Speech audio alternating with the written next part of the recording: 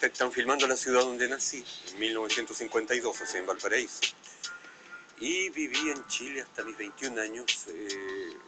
Cuando tenía 20 años fue el golpe de Estado. Yo estaba entre la juventud que apoyaba el gobierno de Allende en la época. Concretamente, en ese entonces milité en el MIR chileno.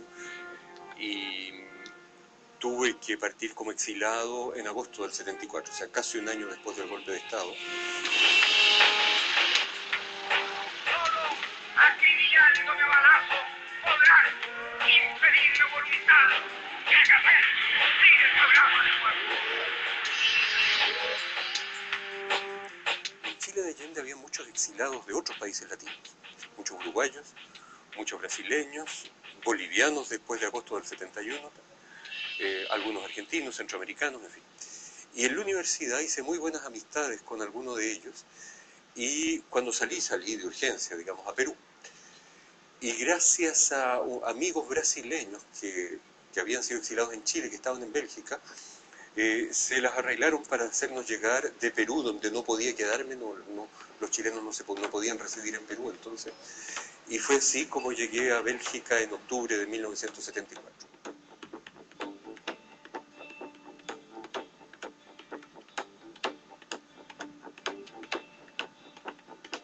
El historiador chileno Jorge Magasich radica hace más de 40 años en Bélgica tras su exilio en la dictadura. Actualmente prepara un libro sobre la historia de Salvador Allende. Eventualmente su actividad académica en Bruselas lo trajo hasta su natal Valparaíso, donde concedió una entrevista a Bolivia TV.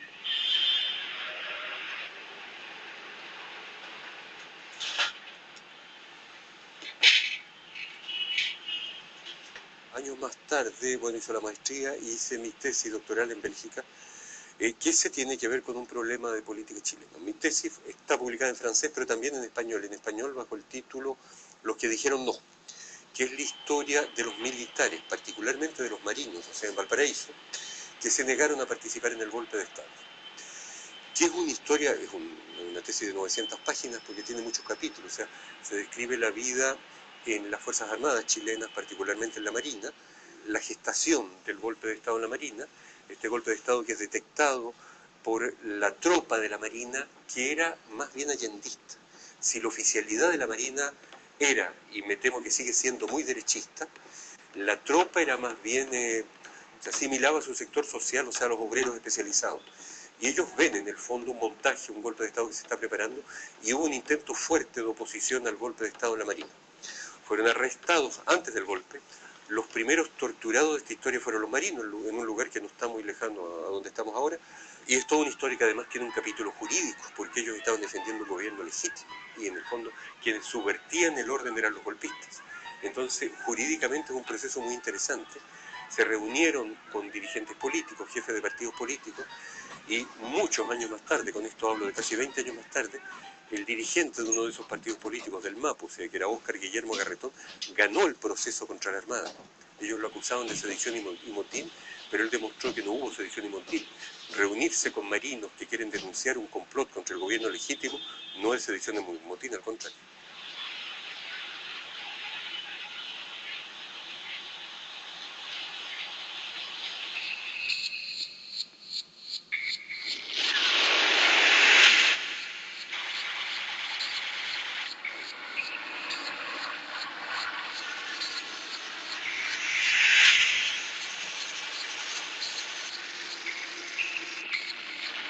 El periodo de gobierno de Salvador Allende entre 1970 y 1973, año del golpe de Estado que le cegó también la vida, es objeto de estudio. Se destaca la relación de Chile con el mundo. El gobierno socialista de Allende determinó un cambio de posiciones políticas, sobre todo en el tema integración en igualdad de condiciones, especialmente con Latinoamérica. La política internacional de Allende es muy interesante y muy actual en ciertos temas, porque Allende en el fondo recibe un país alineado en términos de la Guerra Fría. Estaba alineado con uno de los bloques de la Guerra Fría en términos políticos y también en términos militares. Y Allende postula a una política de pluralismo ideológico, o sea, de no pertenecer a ninguno de los bloques de la Guerra Fría. Se inscribe con las reivindicaciones de lo que entonces se llamaba el Tercer Mundo, O sea, utiliza sus prerrogativas presidenciales para inscribir a Chile en el movimiento de los países no alineados, milita, se podría decir, por el desarme. Un segundo aspecto es la identificación con América Latina. O sea, Allende aboga por la constitución de una organización de los países latinos sin Estados Unidos y Canadá.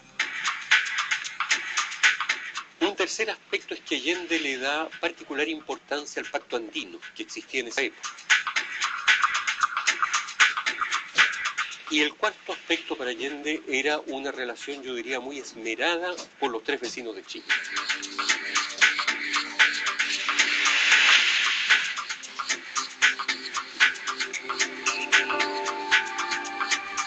La patria grande fue el sueño de líderes latinoamericanos, desde el libertador Simón Bolívar con la revolución independentista, la lucha bolivariana con Hugo Chávez y la diplomacia de los pueblos con Evo Morales. El proceso de integración en igualdad de condiciones fue parte de la política exterior del presidente de Chile, Salvador Allende, que en 1970 buscó restablecer relaciones diplomáticas con países vecinos. En el caso de Bolivia, Salvador Allende tuvo un acercamiento con el gobierno del presidente Juan José Torres, en una búsqueda no solamente de integración, sino de restablecer la cualidad marítima boliviana, perdida tras una invasión.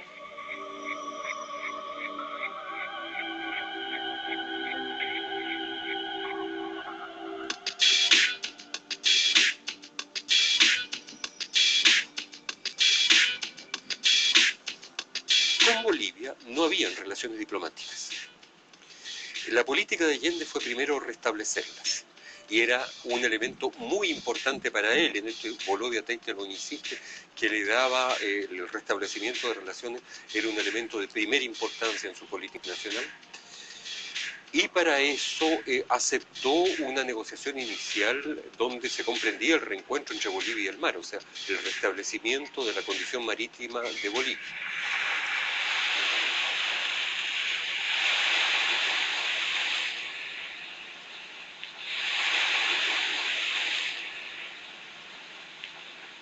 En Bolivia gobernaba desde octubre de 1970 el general Juan José Torres, que era un general que tenía posiciones más o menos de izquierda, por llamarlo de esa forma, lo que facilitaba la relación con Allende.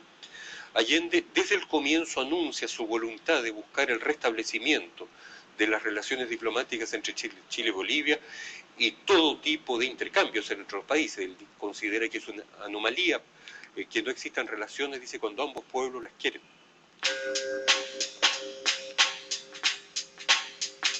Manda un emisario a La Paz, que fue el senador Volodya Teitelbaum. Volodya Teitelbaum, los chilenos lo conocen como uno de los grandes intelectuales de la época, era miembro de la Comisión de Relaciones del Senado, fue más tarde secretario general del Partido Comunista, entró a la clandestinidad en Chile, y Volodya Teitelbaum viajó varias veces a La Paz a negociar el restablecimiento de relaciones. Esos contactos eran conocidos por la historiografía, algo trascendió en la prensa de la época, incluso que se habló del tema marítimo. En realidad las negociaciones fueron secretas, pero hubo filtraciones. Y figuran en libros de historia, incluso de historiadores conservadores, como Joaquín Fernando la cita, digamos, los viajes de Volodya Teitelbaum a La Paz.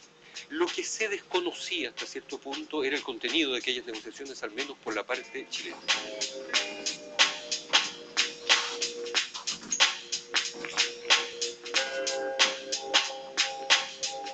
La evidencia de que Salvador Allende negoció mar para Bolivia fue registrada en una grabación realizada por el historiador chileno Jorge Magasich al ex senador y hombre de confianza del presidente socialista Volodya Teitelbaum.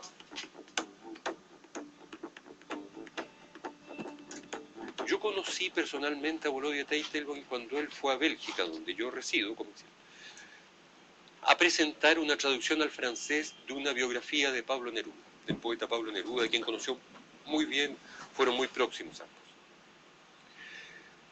Le ayudé a escribir una reseña, le ayudé a promover el libro en varias universidades, y en el fondo, quizás a título de agradecimiento, meses más tarde yo vine a Chile y nos invitó a mi mujer y a mí a su casa, a tomar un café, a conversar un tiempo.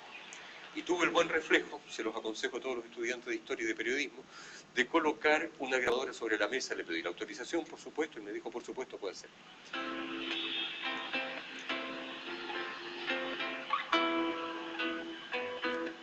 Entonces esas conversaciones las grabé. Fue una conversación de unas 2 horas, varios temas de historia de Chile, historia del Partido Comunista, varios aspectos del gobierno de Allende, de las Fuerzas Armadas, pero uno de los temas fue las relaciones Chile-Bolivia.